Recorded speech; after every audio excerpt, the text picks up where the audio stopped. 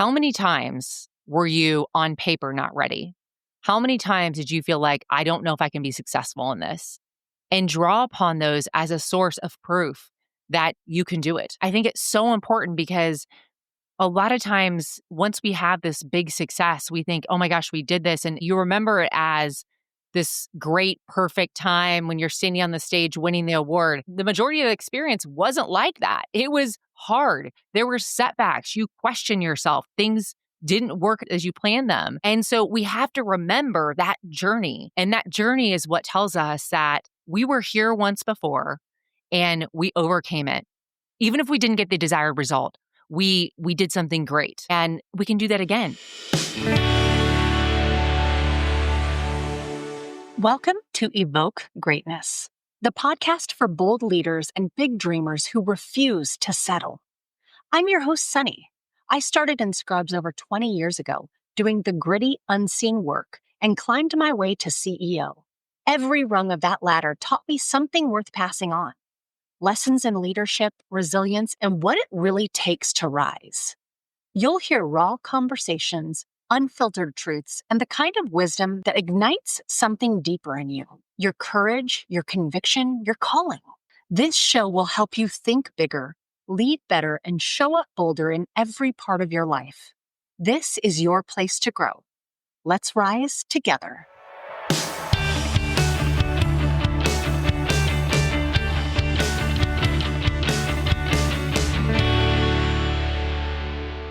Welcome back to part 2 of How to Build Executive Presence, Resilience, and Real Influence with my guest, Whitney Faires. In part 2 of my conversation, we dive deeper into what really holds leaders back and how to coach through resistance, ego, burnout, and the fear of not being enough. We also unpack how to coach the uncoachable, what fearless communication actually requires, why your self-worth can't be tied to your job title, and a daily gut check that every leader should be asking themselves. This is a no-fluff conversation for leaders who want to grow with integrity, clarity, and intention. And if you missed part 1, episode 173, go back to last week and check it out. We talked about identity shifts, the power of resilience, Whitney's excellence equation framework, and the mindset tools she uses to break through negative thought spirals. Together, these 2 episodes are a masterclass in courageous leadership. Okay, let's hop into part 2.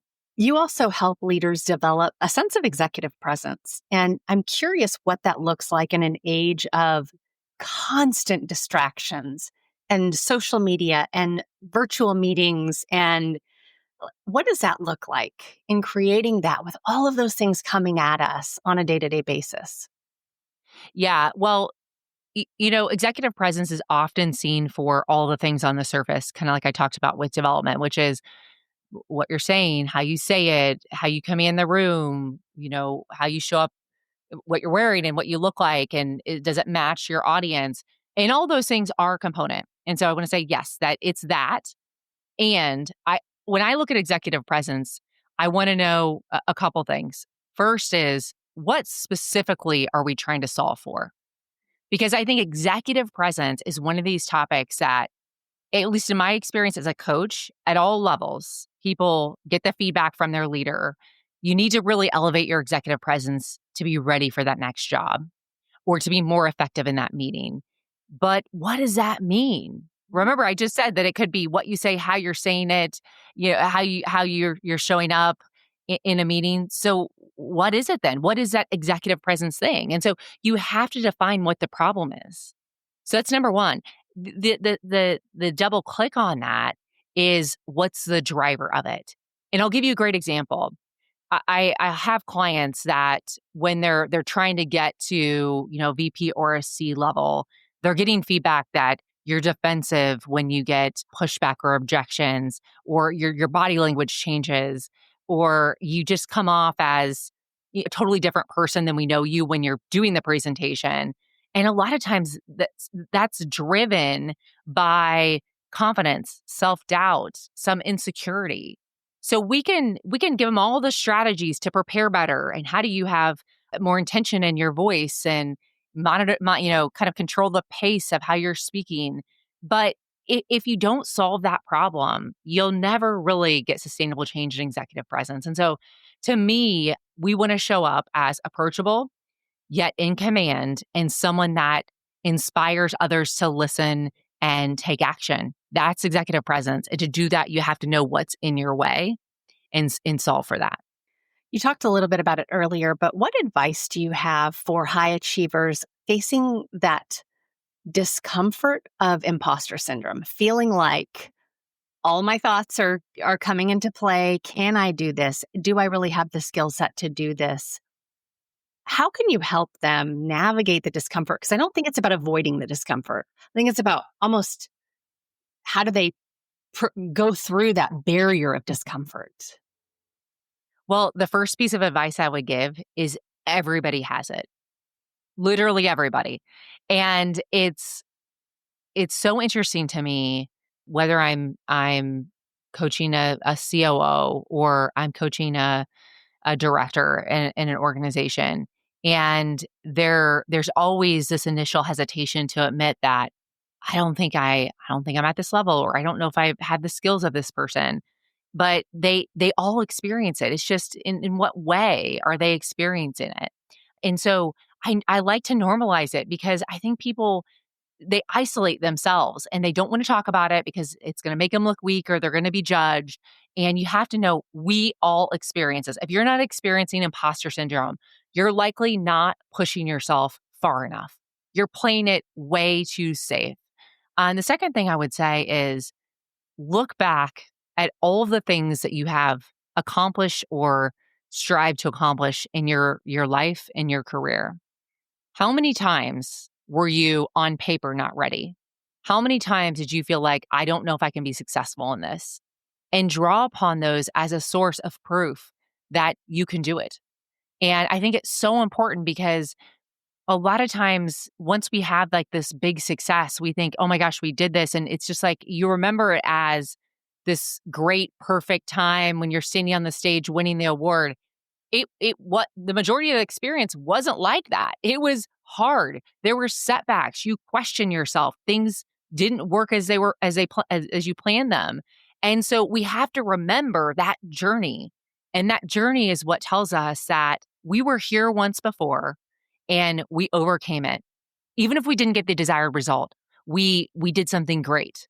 And we can do that again. And this time is probably not much different.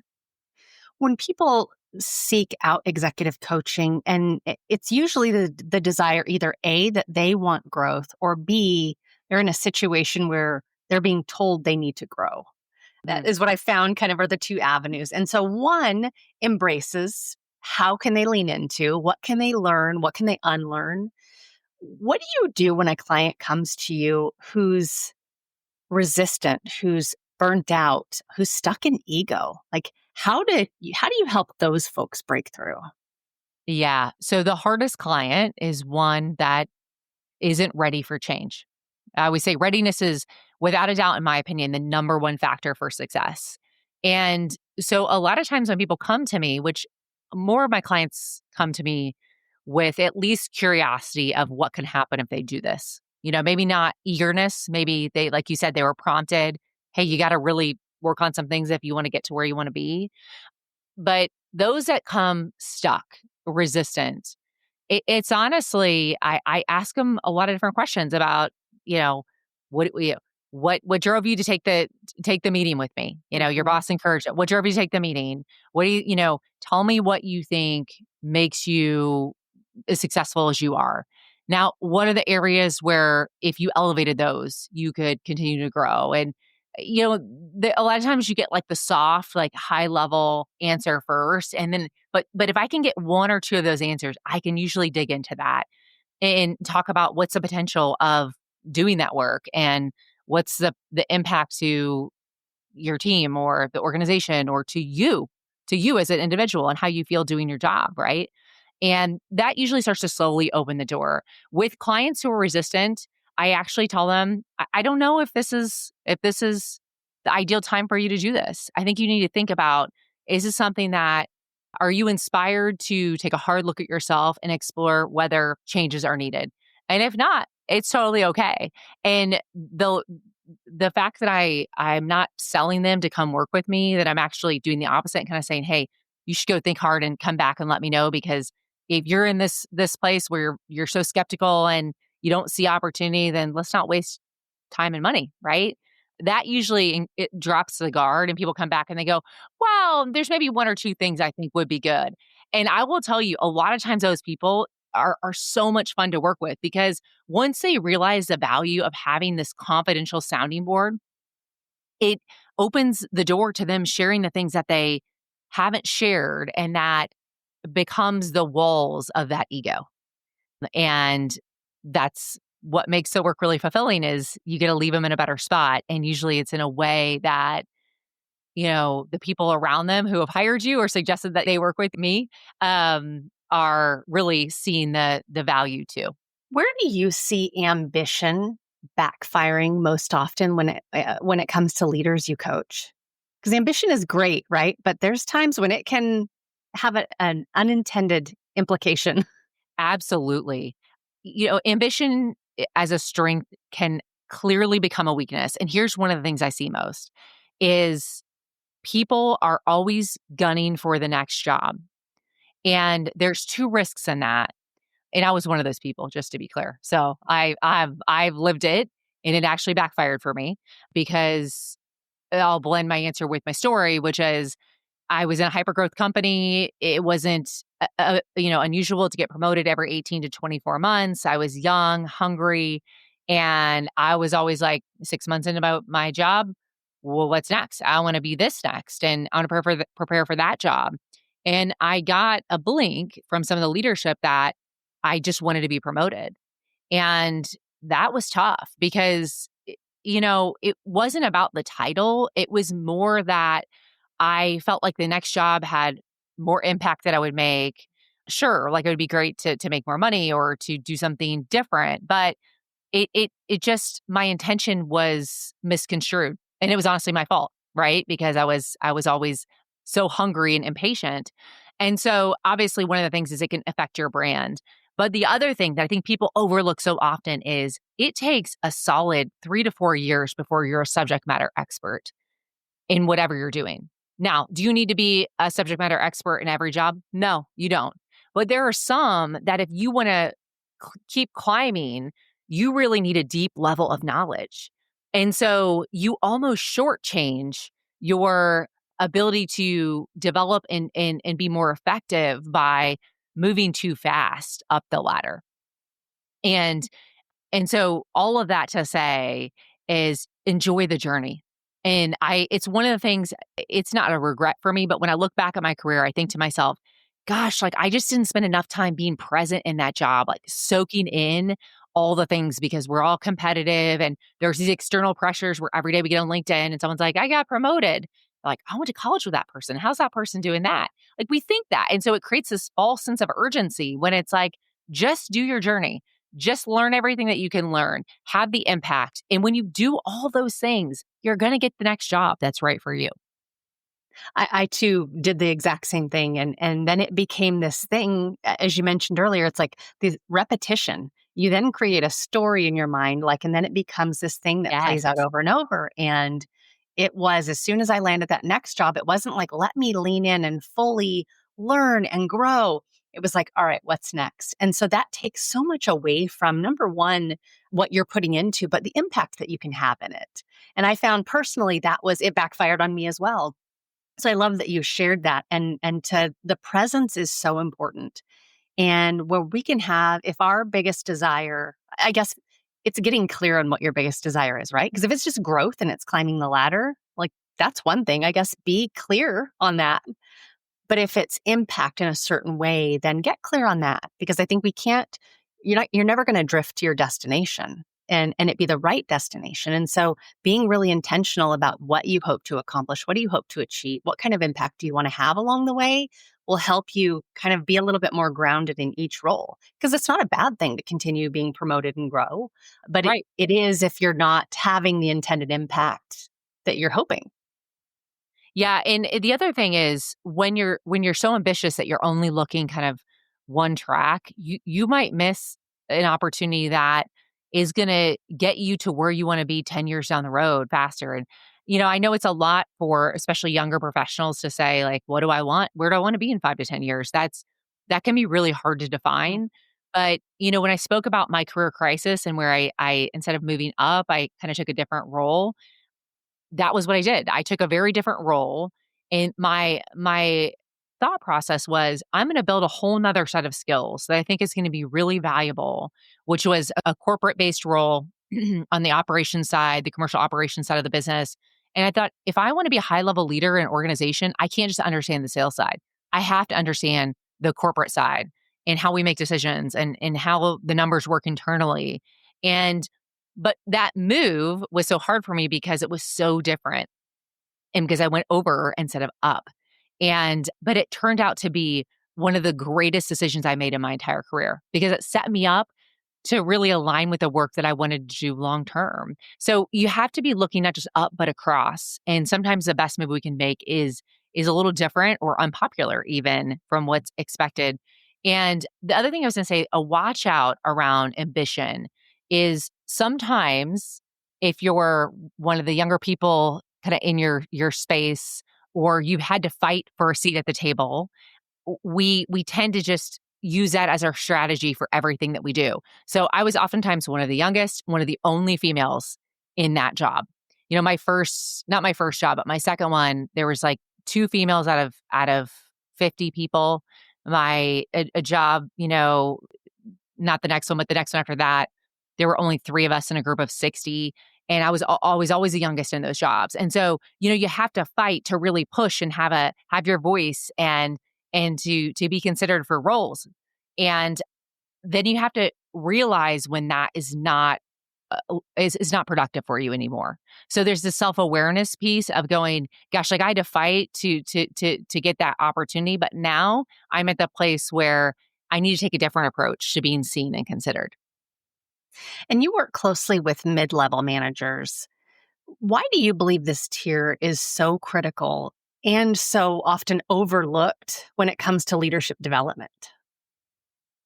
Well, there is often an assumption for high performing individual contributors that we'll just put them in the next role and they'll figure it out.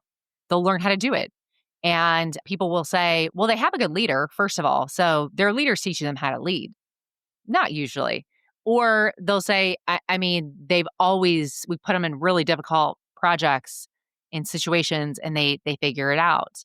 And some of those people they will, but are they going to figure it out as quickly as if you train them how to do the job correctly? They're going to figure it out a lot faster if you give them some support along the way. And so when I started doing leadership development at Intuitive, it was really to solve that problem that we had grown so much and we had a lot of frontline leaders that had never been taught how to lead.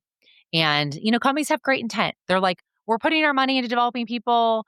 We have great leaders. It's all going to take care of itself until you start seeing metrics in your business like, high levels of attrition, poor engagement scores, projects not, being completed on time, collaboration issues and, team dynamics that are detrimental to success and people. When you start seeing those things, you're like, what's happening? Well, all of a sudden we realize we have all these people that are leading people who have never been trained to do that job. And it's so critical because the people, if they are high performers and promotable, they want to be great. I trust they want to be great. And we have to help them be great. And when they're figuring out on their own, it is not a fun process. When you have to look at somebody and give them hard feedback because they dropped the ball and missed a deadline and didn't show up well in a meeting, and you don't know how to do that, so it's not personal, and so it's direct, and so it's actionable, that is tough. And Mhm. they don't give it well, or whether it's a tone or it's ambiguous or they soften it so they don't hurt someone's feelings, and guess what? The same mistake happens again.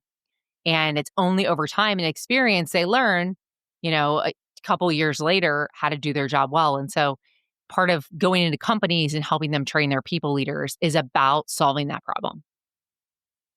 What I also find is it's the baptism by fire, that has Mm. so much been coined through just throwing somebody in the mix. And oftentimes people get promoted to this mid-level management because there was maybe an unexpected opening. And it's like, well, Yep. this is my highest performer. They did really good to this point. They'll be fine. And then we don't train them. We don't give them the tools and training and resources necessary to be successful. And then we're surprised when they handle situations like you just shared because we didn't actually lead them into that role. And so I love that you shine a light on that because I think that is a downfall, a pit that a lot of companies step into is promoting someone, and not that it's at the wrong time, but it's just without the right support. Yeah, I will tell you, I'm a big advocate of this person's almost ready and there's an unexpected opening. We're going to stretch them and put them in the role. Mhm.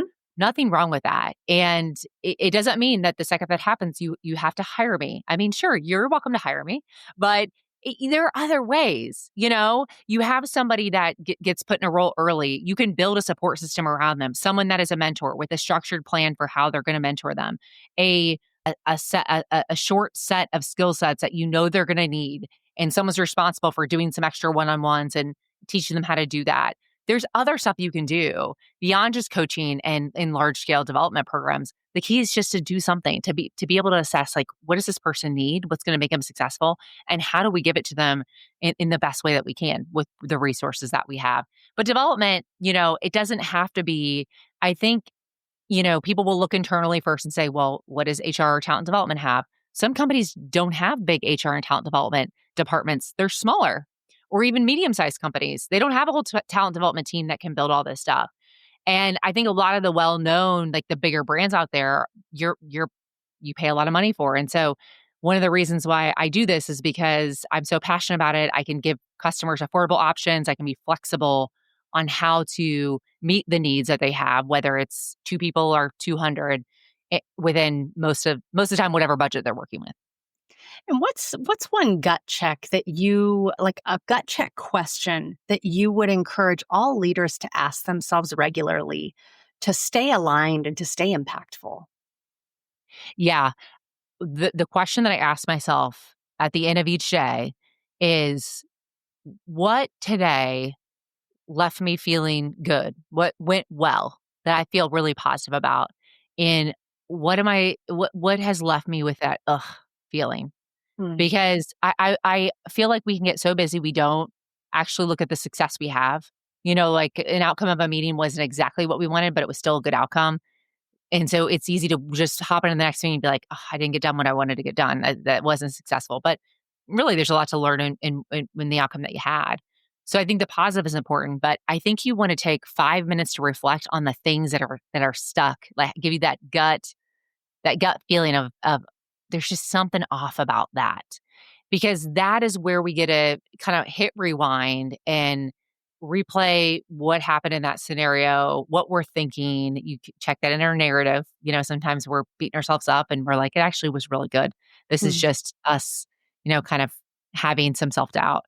And other times we realize, I didn't show up like I wanted to. And why was that?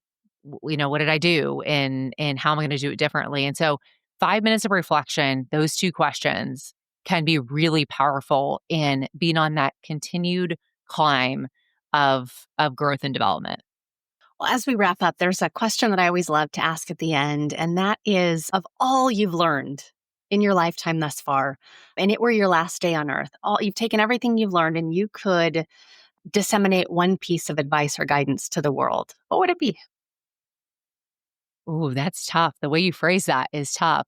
I will say I go back to something that I encourage people to do, which is bet on yourself in big ways.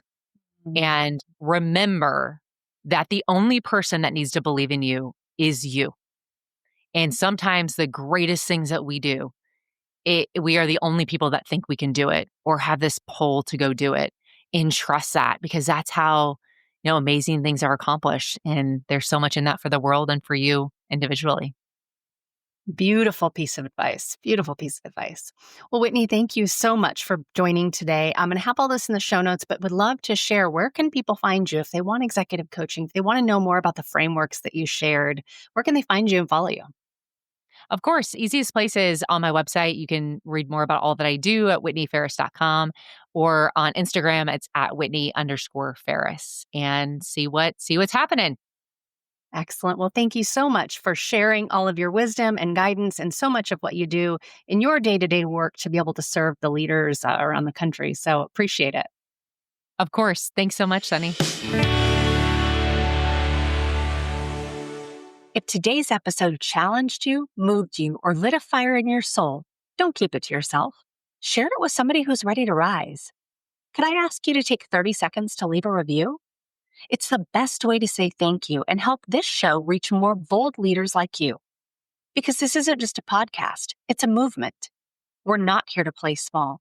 We're here to lead loud, one bold and unapologetic step at a time.